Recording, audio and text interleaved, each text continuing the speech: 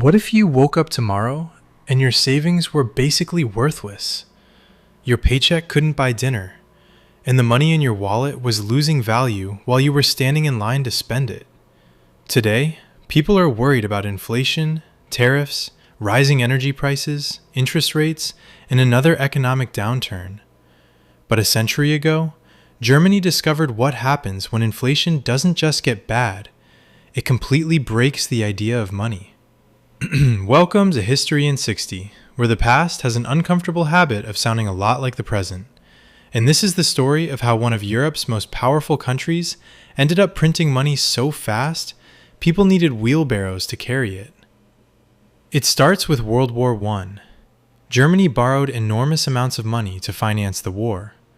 The plan was essentially, win the war, make the losers pay for it. There was just one problem. Germany lost, and under the Treaty of Versailles, Germany was now expected to pay enormous reparations to the victorious Allied powers. The German economy was already battered, so the government increasingly relied on a seemingly simple solution: print more money. At first, that kept things moving, but then, in 1923, Germany fell behind on reparations.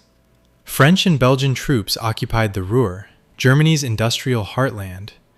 German workers responded with passive resistance. Factories slowed or stopped. But the government continued paying those workers. And to do that, it printed even more money.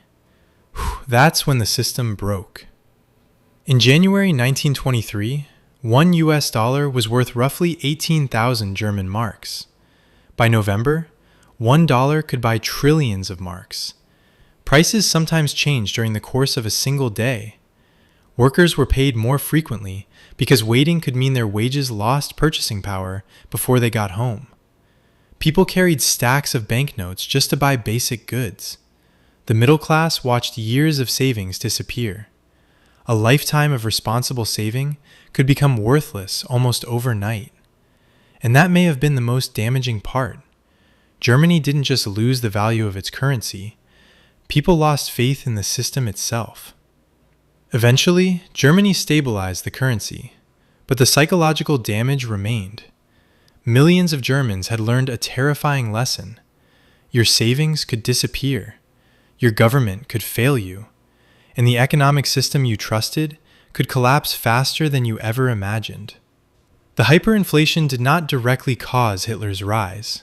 That came later, particularly after the Great Depression.